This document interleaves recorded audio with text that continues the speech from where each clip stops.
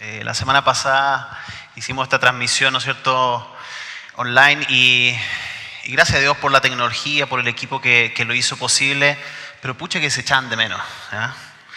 Y es bueno, sobre todo después de una semana como esta, volver a vernos el rostro, volver a vernos la cara, volver a acordarnos que somos iglesia independiente de cuáles sean las circunstancias de nuestro país. Y cómo esto realmente nos sorprendió a todos, ¿no?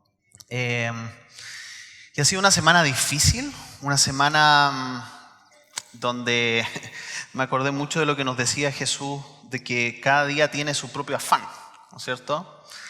Cada día un escenario distinto, con distintas informaciones, distintas cosas que se decían de las noticias, los medios. Pero también, para mí, por lo menos en lo personal, fue un tiempo de reflexionar mucho, de mirarme hacia adentro, de pensar cuál es el estado de mi corazón respecto a lo que está sucediendo. Y también cuáles son tal vez mis responsabilidades personales respecto a la desigualdad, a la injusticia que vemos. Y yo espero que también haya sido un tiempo de reflexión para ti. Porque es muy fácil exteriorizar, ¿no es cierto?, las problemáticas y hablar de él como si fuera abstracto. Pero la verdad es que todos los que estamos aquí conformamos esta nación que es Chile. Y creo que el análisis, la lectura que debemos hacer es primero cuál es el estado de mi corazón respecto a lo que está pasando. Quizás muchas veces he sido más parte del problema que de la solución. Tal vez con mis mensajes, tal vez con lo que he dicho, tal vez como he mirado a otros, tal vez en cómo he sobrevalorado las cosas económicas por sobre las personas. También pensar, y durante esta semana me ha hecho pensar mucho acerca del estado del corazón de Chile, de la necesidad que saltó, ¿no es cierto? Esto es como que un automático eléctrico se hubiera reventado. Y hay algo que estaba pasando bajo la superficie y que efectivamente debe ser un llamado de atención a todos los entes, pero también y sobre todo a la iglesia cristiana. Porque efectivamente Chile despertó y mi pregunta es, ¿y la iglesia? ¿Despertó? ¿Despertó la iglesia? ¿Se ha dado cuenta efectivamente de cuál es nuestro rol dentro de la sociedad, nuestro rol como pueblo de Dios? Y hay muchos chilenos que han sido víctimas por años, ¿no es cierto?, de injusticias, de postergación. Probablemente hay mucho odio acumulado. Muchos que han pensado que la violencia es el camino, es la salida. Y hemos sido testigos, ¿no es cierto?, por medio, tal vez de manera directa, o los medios de comunicación de esto, que estaba, ¿no es cierto?, en el corazón de los chilenos. Y también he pensado, bueno, ¿cuáles son los posibles cambios que podamos hacer? ¿Es todo acaso que le corresponde al gobierno, a las autoridades? Pero ¿cuáles son las cosas que yo puedo hacer como ciudadano, pero sobre todo como cristiano, para aportar a un cambio? Y nadie pensó, ¿no es cierto?, cuando iniciamos esta serie de zonas de influencia, que nuestra zona de influencia iba a cambiar tan radicalmente, literalmente de un día para otro. Un día que todo estaba normal y que íbamos a tener reunión, ¿no es cierto? Nosotros estábamos en el retiro de matrimonios de Punta Tralca y un poco estábamos aislados de todo lo que estaba pasando. Pero cuando iniciamos hablando acerca de nuestra responsabilidad como cristianos en el lugar donde el Señor nos ha puesto, todos nos imaginamos, ¿no es cierto?, que esto iba a seguir como una línea continua. Pero en la soberanía del Señor algo sucedió y algo pasó, ¿no es cierto?, con nuestro país, y la zona de influencia efectivamente cambió. Ya cambió. Pero el llamado a ser actores de cambio, de transformación por medio del Evangelio sigue más vigente que nunca. Y por eso la pregunta que nos tenemos que hacer es, ¿Cuál es el rol de nosotros como discípulos de Jesús en este escenario en el cual el Señor efectivamente es el que nos ha situado? ¿En qué se debe enfocar un discípulo, una discípula de Jesús en estos tiempos? Y al mirar también las publicaciones de muchos de ustedes en las redes sociales y en otros lugares, o por vía WhatsApp u otros, ¿no es cierto?, otras vías, me he dado cuenta una vez más de lo diverso que es nuestra iglesia. De la diversidad que tenemos de opinión, de miradas, de punto de vista, de pasiones, de lectura frente a la realidad. Y la verdad, queridos hermanos y hermanas, que en nuestra iglesia tenemos representados todos los sectores. Literalmente. Si tú empiezas a escarbar ahí un poquito en profundidad en términos de lo que piensan, lo que dicen, cómo actúan, tenemos todos los sectores representados. Las crisis despiertan nuestros mayores temores, también nuestras pasiones, ansiedades, heridas profundas. Y la pregunta es, ¿y con todo esto, cómo se hace iglesia? Hay algo que debemos recordar. Debemos recordar cómo Jesús eligió a sus primeros discípulos.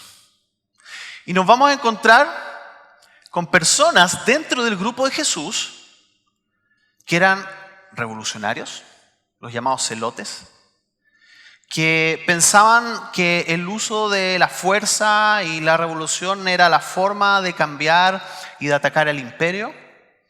Pero también dentro del mismo grupo de discípulos habían algunos que eran más imperialistas, que apoyaban en alguna manera o se afiliaban al gobierno del imperio de Roma. Habían personas que eran más cercanas al pueblo empobrecido y postergado y otros que eran de las clases sociales más altas. ¿Y saben lo interesante? Es que Jesús los escogió intencionalmente así. Porque uno a veces puede decir, bueno, la iglesia llega de todo. Pero si pensamos que Dios es soberano en la iglesia, Dios ha conformado nuestra iglesia bajo su soberanía con una diversidad multicultural, social, política, económica. ¿Conocen otra organización del mundo que sea así? No, ninguna otra organización del mundo. Y por eso somos únicos desde el fundamento, desde la creación como iglesia. Porque no nos debemos olvidar que por sobre nuestra ideología, por sobre nuestro trasfondo social, por sobre nuestras heridas, por sobre nuestra lectura de realidad está este pasaje. Si lo puedes poner, Jimé, por favor. Gálatas, que dice: pues todos ustedes son hijos de Dios por la fe en Cristo Jesús. Y todos los que fueron unidos a Cristo en el bautismo se han puesto a Cristo como si pusieran ropa nueva. Ya no hay judío ni gentil, esclavo ni libre, hombre ni mujer, porque todos ustedes son uno en Cristo Jesús. La realidad del reino de Dios, del cual somos ciudadanos, de manera primera, va por sobre todo lo demás. Eso no quiere decir de que debemos ser apolíticos. Eso no quiere decir que tenemos un trasfondo cultural y social. Pero sí quiere decir que por sobre todas las cosas somos ciudadanos del reino de Dios.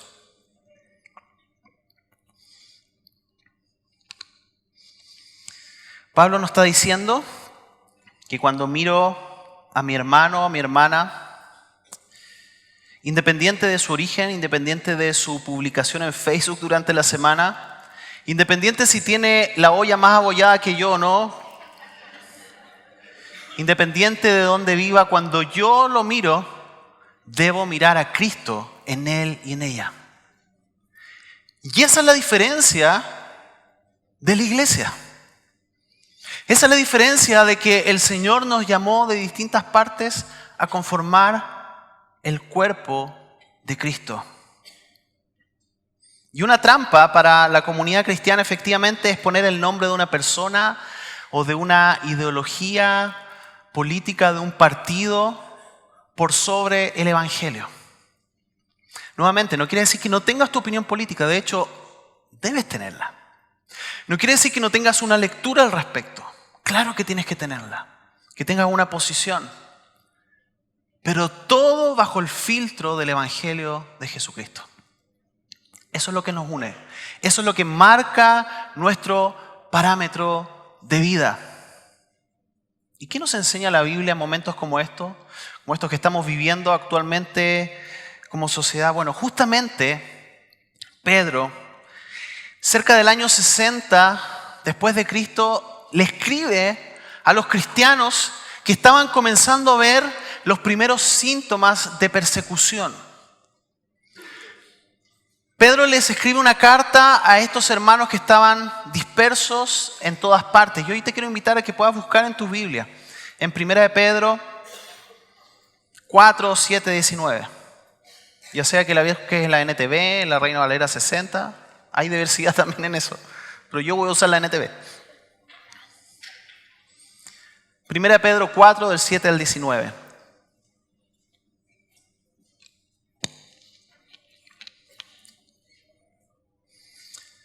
Antes de entrar en la lectura, un pequeño contexto. En el año 64, Nerón inicia la primera persecución fuerte contra los cristianos, contra los primeros cristianos.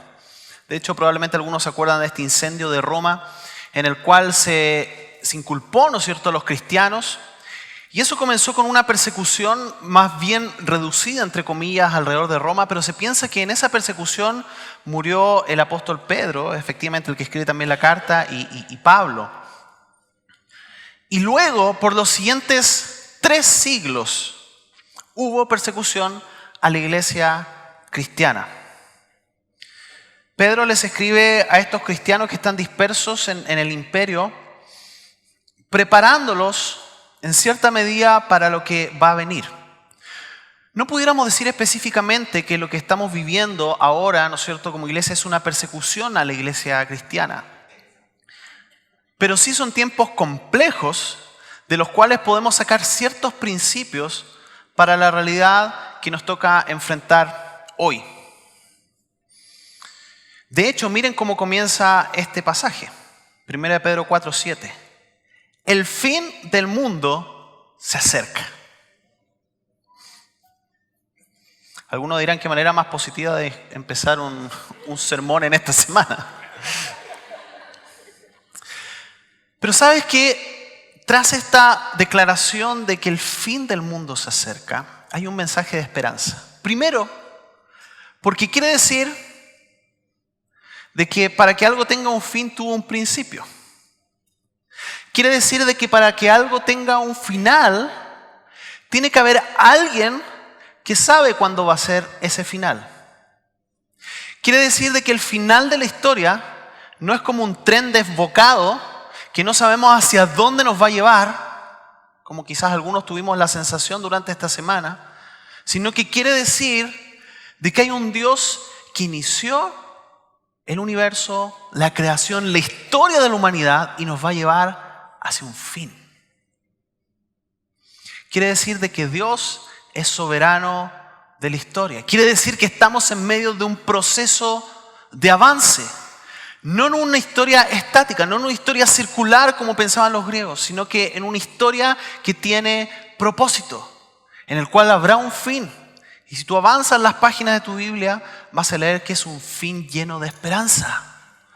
Un fin en el cual Dios gobernará con su justicia perfecta y soberana sobre la creación. Que ya el llanto y el dolor van a huir, no van a existir. Que vamos a poder realmente experimentar la paz que tanto deseamos en nuestros tiempos. Un fin glorioso. Por lo tanto, cuando leemos de que el fin está cerca, ¿cuáles son los sentimientos que vienen a tu mente? ¿Son de temor? ¿Son de ansiedad? ¿Son de desesperación? Tienen que ser de esperanza. porque el Dios soberano guía la historia del mundo. Ahora, y teniendo esto en mente, sigue Pedro y dice, por consiguiente, sean serios y disciplinados en sus oraciones. Cuando un cristiano o una cristiana no está consciente del propósito de la historia, sus oraciones son tibias y esporádicas. Y es interesante de que hasta el día jueves el WhatsApp de oración de la iglesia tenía 50 participantes y el día domingo tenía 170. Y efectivamente, cuando estamos pasando por circunstancias difíciles, por circunstancias de necesidad, nos acordamos de que al único que podemos mirar es al Señor, pero debemos, y aquí Pedro está enfatizando esto, de que no debemos ser reactivos en nuestra espiritualidad, reactivos en nuestra oración, sino que debemos desarrollar un carácter de oración permanente, como dice acá, serios y disciplinados, porque la oración es algo serio. En nuestra labor como cristianos, y he escuchado, ¿no es cierto?, que efectivamente algunos, ¿no es cierto?, han comentado, oye, pero la iglesia no puede solo orar, debe hacer otras acciones. Sí, es verdad. Pero también debemos recordar el poder que hay en la oración en el nombre de Jesús. No es que nos vamos a encerrar en un convento, sino que estamos en nuestras zonas de influencia, pero debemos recordar que debemos ser serios, disciplinados en la oración. Y tal vez a ti este momento de Chile te pilló en una vida de oración un poco, ¿no es cierto?, trancada, un poco fría. Bueno, es una invitación a también despertar en la vida de oración. Y por eso estamos convocando a este ayuno el día miércoles congregacional y que otras iglesias también se están uniendo para orar por nuestro país. Es un desafío y es una oportunidad para estar orando. Dios escucha todas nuestras oraciones y debemos tener esa convicción. Y todos estamos esperando, ¿no es cierto?, que nuestra realidad cambie, se normalice y oramos eso por nuestro país. Pero te hago una pregunta. ¿Qué pasaría si esto se tarda mucho más tiempo de lo que nosotros esperamos en normalizarse? ¿Qué va a pasar con nuestra vida de oración? Y ojo, Pedro le está escribiendo a una iglesia que está alrededor del año 60. En la historia vemos que fueron 3 siglos de persecución. ¿Sabes qué es lo serio de esto? Es que debemos comprender de que la oración nos conecta con el corazón del Padre y nos ayuda a estar por sobre cualquier circunstancia. Si nosotros no estamos conscientes de eso, si no estamos alimentados de su palabra, de escucharle, de buscar la llenura del Espíritu Santo diariamente en oración, estamos perdidos.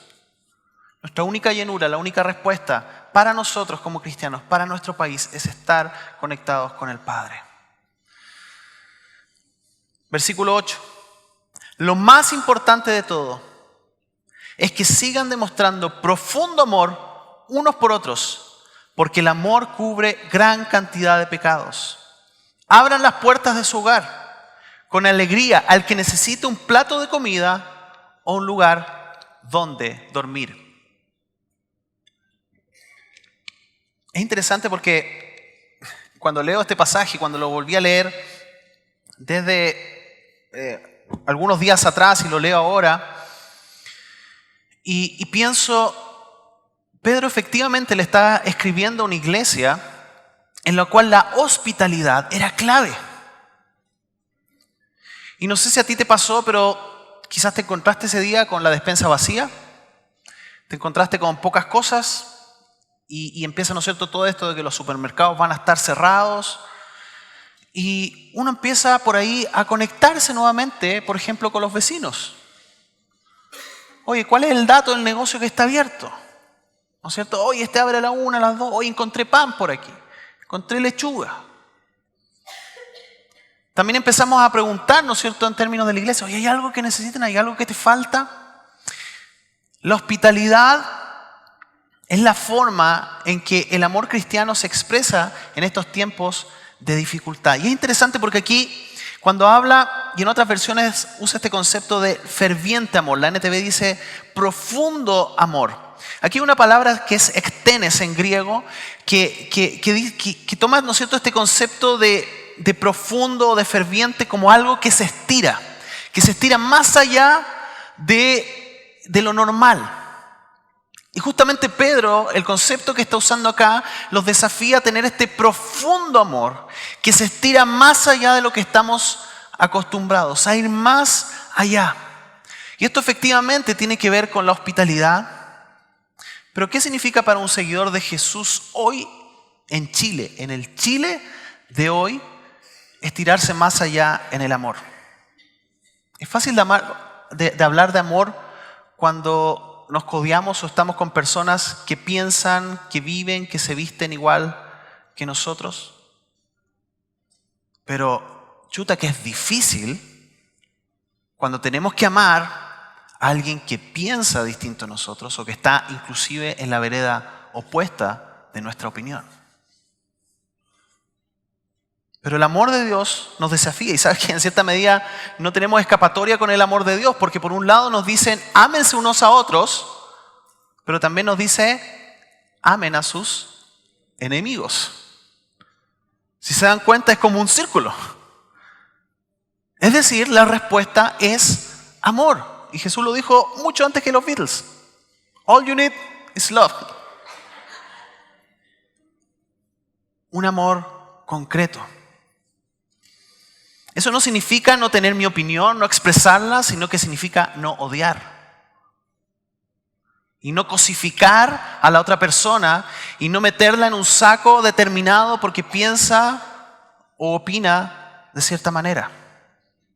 El amor estirado es un amor práctico, porque también el concepto que se usa aquí para amor, ¿no es cierto?, porque estamos hablando de la profundidad que se estira, ¿no es cierto?, ferviente que se estira, pero el amor, está el concepto ágape, que es el amor cristiano, que es en el cual yo me despojo de mi comodidad por la comodidad del otro. Finalmente eso es lo que Cristo hizo. Cristo se despojó de su comodidad, se despojó de ser igual a Dios. ¿Para qué? Para venir en medio nuestro y amarnos. Y ese es el amor que debemos reflejar en la comunidad cristiana.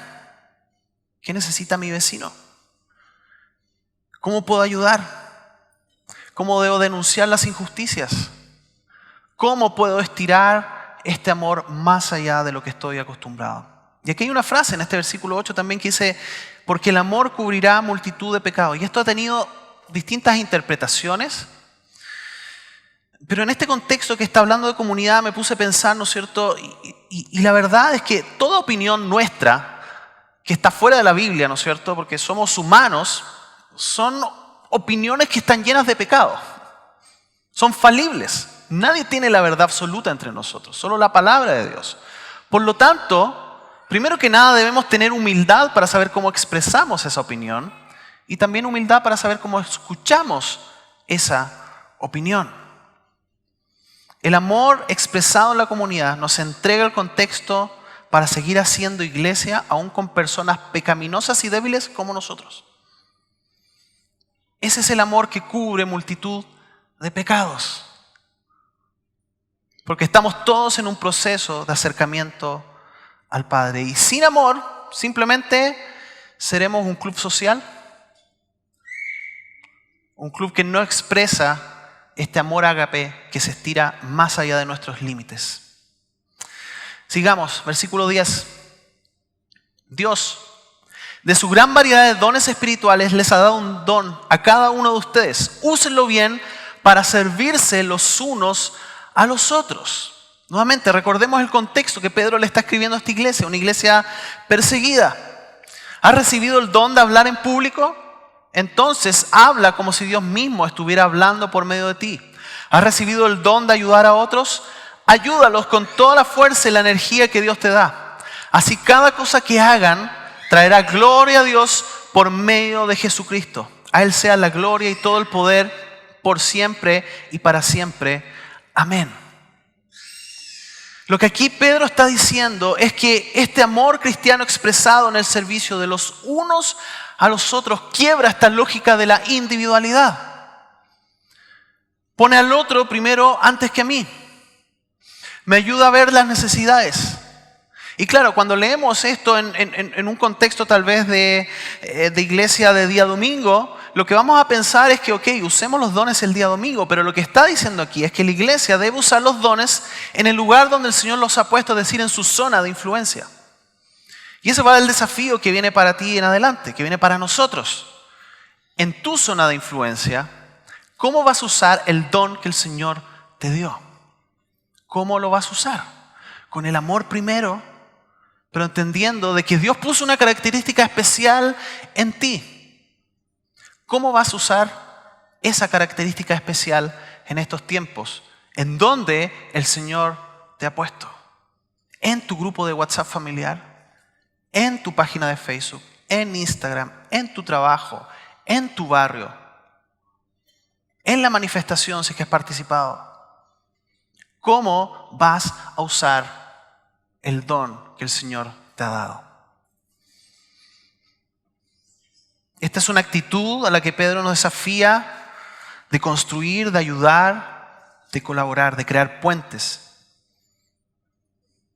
¿Se está refiriendo Pedro acaso al voluntariado? No, está hablando de algo mucho más profundo que es una vida de servicio. Sigamos con el versículo 12.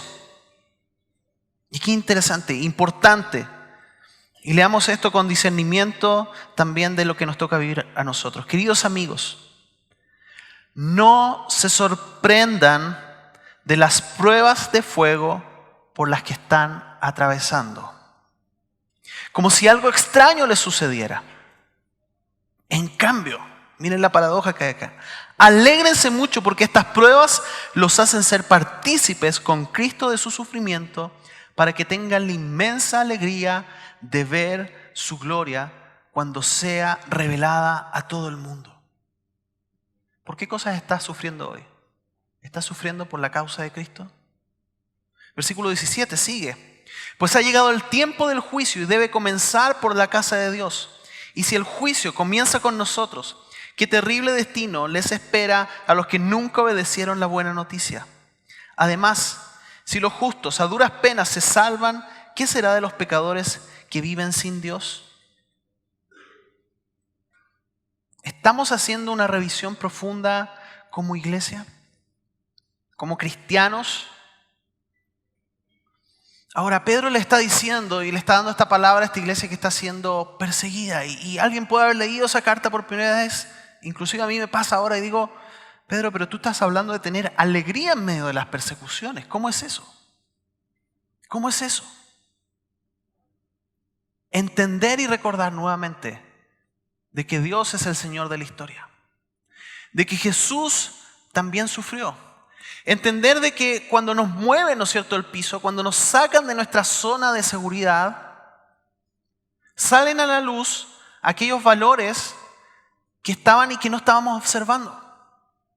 Y probablemente a ustedes como a mí también les pasó esta semana que te diste cuenta, oye, tengo cosas de más para compartir, o me doy cuenta que quizás alguna cosa rica del supermercado, un goloseo como lo decimos en chileno, era simplemente un accesorio y a veces nos desgastamos tanto por esas cosas que son accesorias y nos olvidamos de las cosas que son centrales. Cuando damos por hecho de que las cosas siempre van a estar y de un día para otro no están, nos lleva a reforzar y a comprender y a recordar cuál es el propósito de nuestra vida acá. Y que debemos depender de Dios diariamente.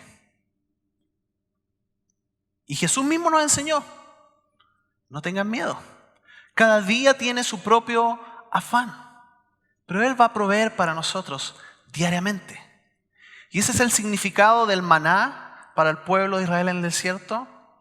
El maná que en el Nuevo Testamento lo podemos ver en Cristo.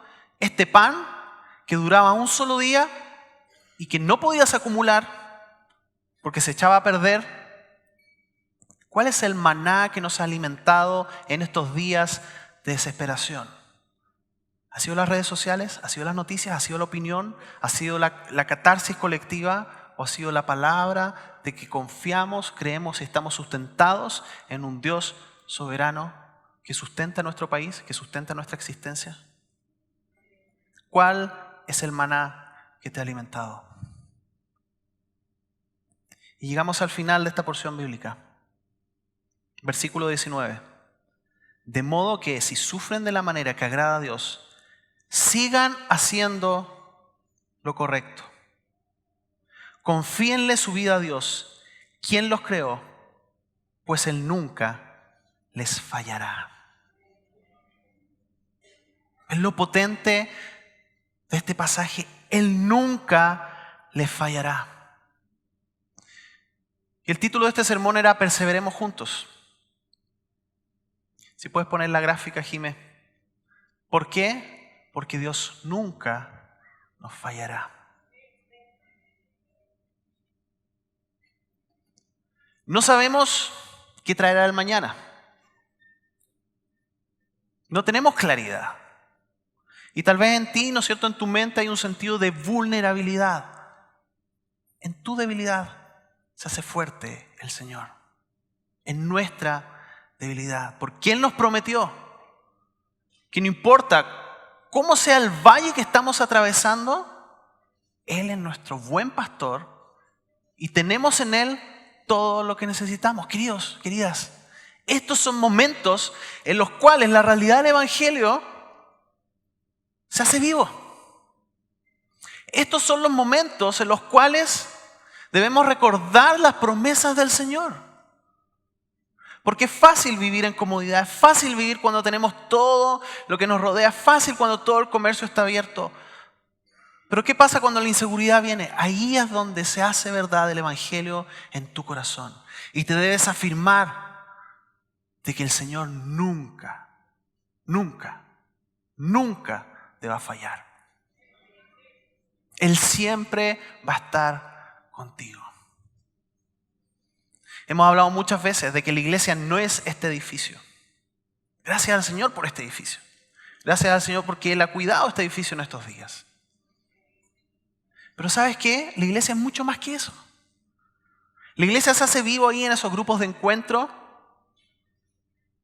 en los cuales te puedes reunir, puedes compartir tus necesidades, en los grupos de oración. Y por eso la iglesia logró sobrevivir a 3 siglos de persecución y logró conquistar el Imperio Romano, porque no dependía de un edificio, no dependía de una persona, no dependía de los políticos, no dependía de los gobernantes, sino que dependía del poderoso nombre de Jesús. Y esa es la confianza que hoy nos debe sustentar. Como resumen,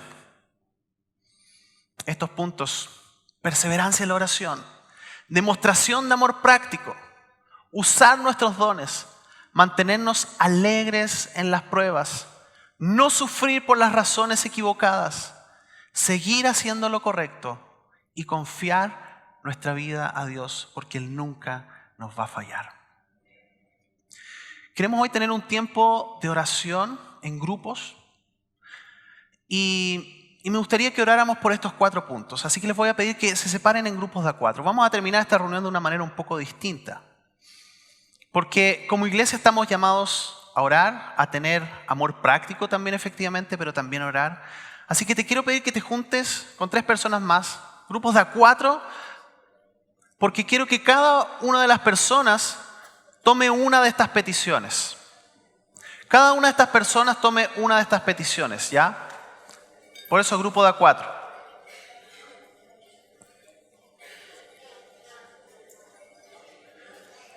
Primero vamos a orar por sanidad de nuestra nación. Que el Señor sane nuestra tierra, que sane los corazones heridos. Segundo, vamos a orar por justicia y paz social. Hay muchas cosas pendientes en nuestra sociedad chilena, hay muchas heridas abiertas. Necesitamos orar para que la justicia de Dios reine en nuestro país para que venga la paz.